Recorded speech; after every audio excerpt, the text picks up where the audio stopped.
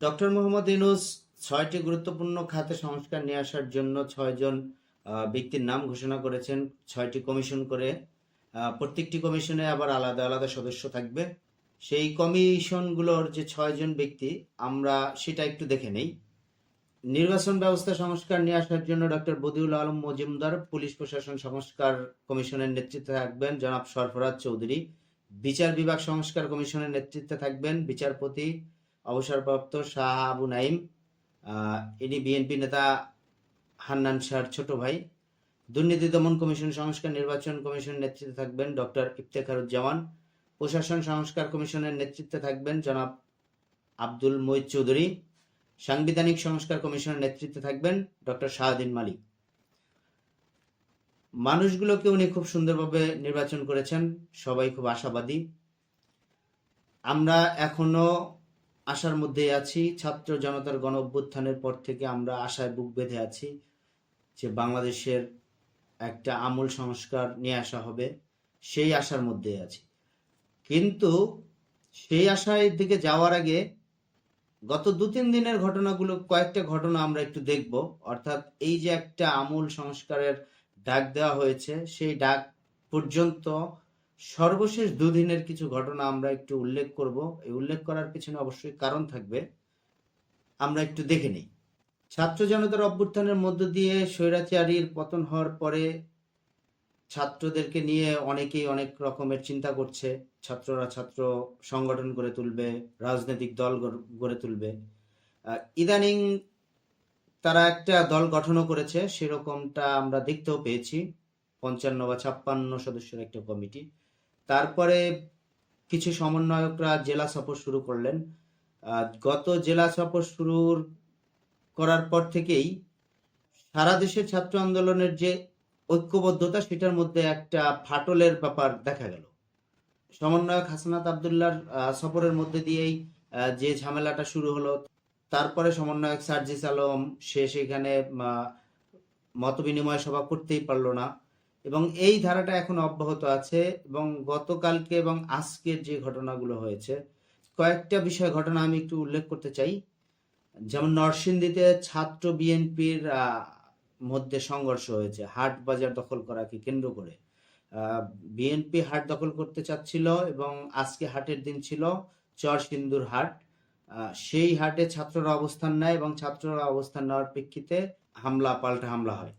নড়াইলের ঘটনাটা কিন্তু আমরা আজকে দেখেছি। নড়াইলে ২ জন নিহত হয়েছে, আপন ২ ভাই নিহত হয়েছে, এবং একজন তাদেরই আরেক ভাই, সে খুবই আহত অবস্থায় আছে।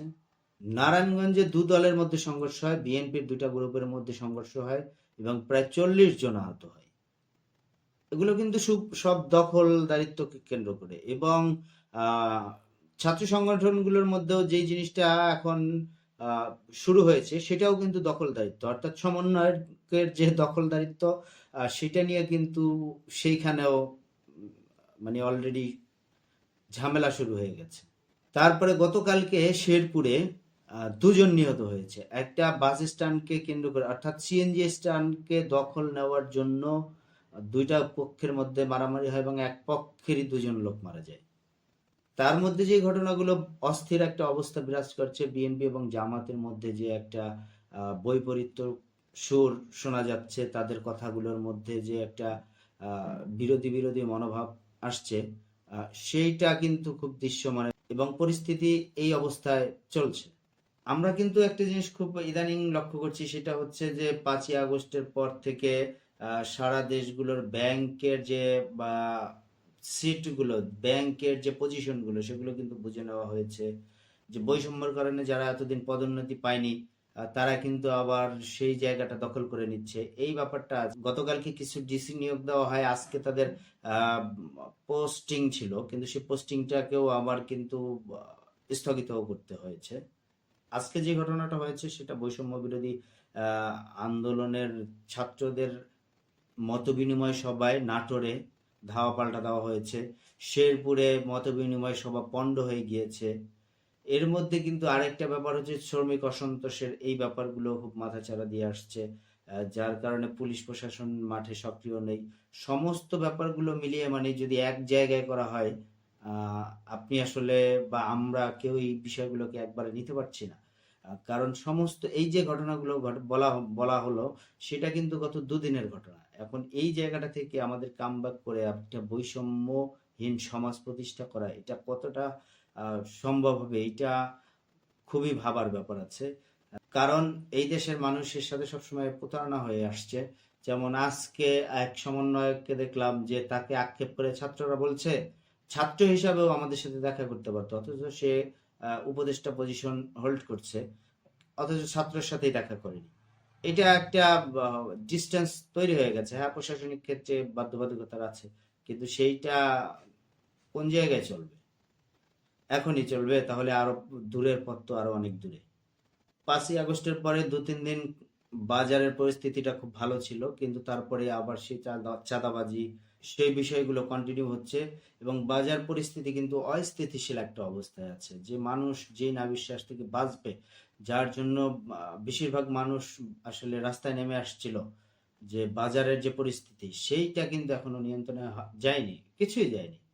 অভ্যুত্থানের পরপর কিন্তু মন্দিরগুলোয় হামলা হয়েছে এবং মন্দির কিন্তু পাহারা দিয়ে রাখতে হয়েছে, এবং বিশেষ করে মাদ্রাসার ছাত্ররা পাহারা দিয়েছে, এগুলো খুব ভালো ব্যাপার। কিন্তু ঘটনাগুলো কিন্তু ঘটেছে, এবং কিছুদিন আগেও দেখলাম যে ভিন্ন মত পোষণ করায় সে অপরাধ করেছে ইসলামিক দৃষ্টিতে বা আইনের দৃষ্টিতে। কিন্তু মব জাস্টিসের নামে সেই উৎসবকে মারা হয়েছে। এরকম অনেকগুলো ঘটনা কিন্তু চলমান।